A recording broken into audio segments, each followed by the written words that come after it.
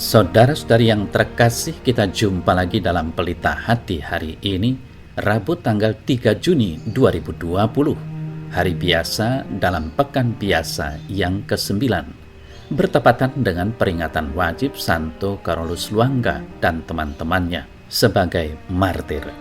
Bersama saya Romo Thomas Suratno SC dari Paroki Cilandak, Jakarta Selatan, mendengar dan merenungkan Sabda Tuhan, yakni firman Tuhan yang tersurat di dalam Injil Markus bab atau pasal 12 ayat 18 sampai dengan ayat 27. Pada suatu hari datanglah kepada Yesus beberapa orang Saduki yang berpendapat bahwa tidak ada kebangkitan. Mereka bertanya kepadanya, "Guru, Musa menuliskan perintah ini untuk kita. Jika seorang yang mempunyai saudara laki-laki mati dengan meninggalkan seorang istri, tetapi tidak meninggalkan anak, saudaranya harus kawin dengan istrinya itu dan membangkitkan keturunan bagi saudaranya itu. Ada 7 orang bersaudara. Yang pertama kawin dengan seorang perempuan dan mati dengan tidak meninggalkan keturunan.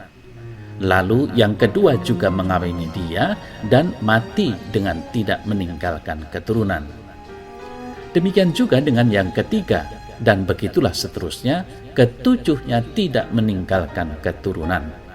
Dan akhirnya, sesudah mereka semua, perempuan itu pun mati. Pada hari kebangkitan, bila mana mereka bangkit, siapakah yang menjadi suami perempuan itu? Sebab ketujuhnya telah beristrikan dia."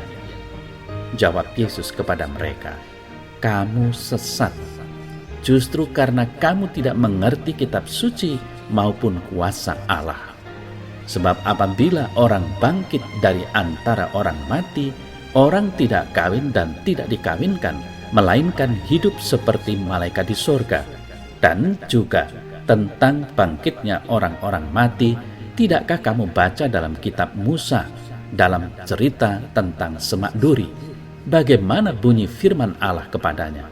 Akulah Allah Abraham, Allah Ishak, dan Allah Yakub. Ia bukanlah Allah orang mati, melainkan Allah orang hidup.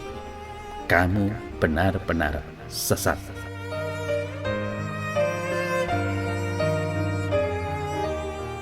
Saudara-saudari yang terkasih, berdoa pada waktu sakit, sedih, atau malang tidaklah mudah.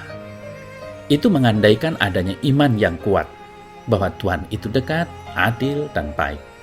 Nah, Tobit dan Sarah memiliki iman yang besar itu. Seperti dapat kita baca dalam kitab Tobit, bab atau pasal 3 ayat 1 sampai dengan 17. Di tengah kebutaan yang dideritanya, Tobit merasa nista, namun ia masih tetap berdoa dan pasrah kepada Tuhan. Ia berkata, "Berbuatlah kepadaku menurut kehendak-Mu." Sarah juga demikian. Ia telah menikah 7 kali, tapi semua suaminya mati pada malam pertama. Ia mengalami delusi dan tidak ingin hidup lagi. Tapi Tuhan mendengar doanya. Tuhan mengabulkan permohonan Tobit dan Sarah. Saudara-saudari yang terkasih, warta Injil hari ini berkisah tentang perjamuan Yesus dengan kelompok Saduki yang tidak percaya akan kebangkitan. Mereka mengemukakan sebuah kisah tentang seorang perempuan yang dikawini 7 kakak beradik. Semuanya mati tanpa meninggalkan keturunan. Lantas bagaimana posisi dan nasib mereka pada hari kebangkitan? Siapa yang pantas bersanding dengan si perempuan itu di pelaminan surgawi? Yesus menjawab mereka dengan memberikan pemahaman perihal kebangkitan, bahwa melalui kebangkitan orang mengalami hidup baru bersama Allah. Manusia ada bersama Allah dalam sebuah realitas rohani surgawi. Dalam kehidupan itu, Allah menjadi pusat kehidupan, di mana orang hanya memandang dan bertemu muka dengan Allah keabadian. Keterpesonaan pada yang ilahi ini menghadirkan sebuah realitas hidup baru yang bersifat ilahi. Ketika jiwa hanya berpusat pada Allah, orang tidak lagi dipengaruhi dan memikirkan realitas manusiawi duniawi, termasuk persoalan kawin-mawin. Saudara-saudari yang terkasih, orang Saduki mengukur realitas surgawi dengan ukuran duniawi. Mereka mengkerdilkan kemahakuasaan Allah dengan kesempitan cara berpikir manusiawi. Dengan kata lain, mereka memenjarakan Tuhan dalam kerangka berpikir manusia yang dangkal. Bisa jadi, kita pun sering mencemaskan kehidupan akhir kita ketika kita membandingkannya dengan realitas keduniawian kita. Saat ini kita diajak untuk membuka diri pada kemahakuasaan Tuhan dan menggantungkan hidup kita pada penyelenggaraannya. Bagi kita, kebahagiaan bersama Allah melampaui kebahagiaan apapun yang kita miliki di dunia ini. Saudara-saudari terkasih, seperti yang tadi kita dengar bersama dalam warta Injil, Yesus berkata, Allah kita bukanlah Allah orang mati, tetapi Allah orang-orang hidup. Karena itu ada kebangkitan badan. Yesus mencela orang-orang Saduki yang tidak percaya adanya kebangkitan.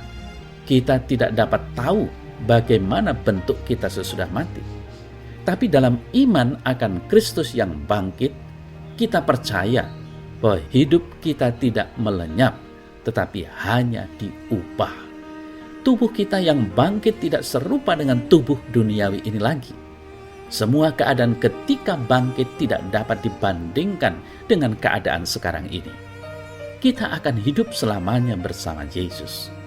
Karena itu, saudara-saudara yang terkasih, kita tidak takut akan hal-hal yang dapat membunuh badan, tetapi tidak dapat membunuh jiwa. Kepercayaan kita akan kebangkitan memusnahkan ketakutan kita akan hidup ini. Hidup di dunia ini adalah kesempatan terbaik bagi kita untuk mempersiapkan diri bagi hidup abadi bersama Tuhan di dalam kerajaan kekal.